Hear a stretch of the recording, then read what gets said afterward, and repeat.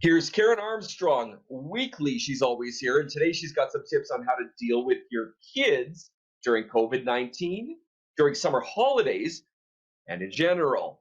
Today, I'd like to reach out to the parents that may be experiencing tension with their children, especially teenagers. So, as we all know, with COVID, the children have been home. It's been a huge change in their usual routine. And, noticeably so, there's some attitudes that pop up.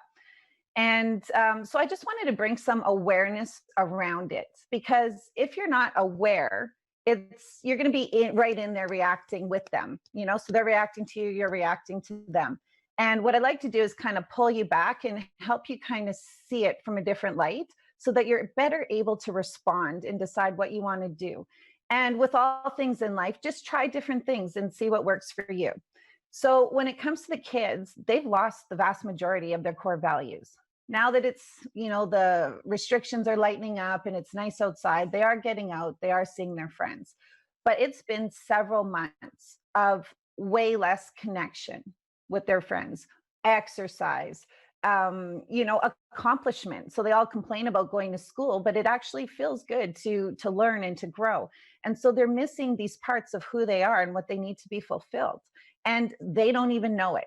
So just like us, when we're missing our values, you feel that void and they're feeling the same void. And so aside from that as well, it's good to be mindful that children actually absorb our energy. So when you're stressed out or angry, it's actually going to impact them.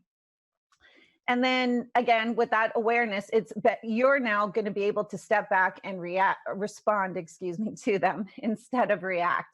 And they're children. So all they're going to do is constantly react to things. So real quickly, I'll share 3 things that you can do to really help your situation. The first one is to intentionally have open conversations about emotions. Children need help identifying what they're feeling, having them validated, knowing they have a right to feel that way, and then help them process it. What kind of things can they do? Do they just need to let go and forgive, or is there some action they can take? The second one is to give them some space. So they have chores, they don't want to do them. Write it down, make the expectations clear, have consequences if they're not achieved, and then let them do it. Instead of constantly telling them in the moment, they're going to feel like they're being nagged, or when it works on your schedule. It's very effective to be clear, put it in their hands, and then if they don't do it, you can deal with it from there. And then the third one is to make sure to intentionally send your children positive messages. And sometimes we forget this, especially when they're older and especially when they're acting up.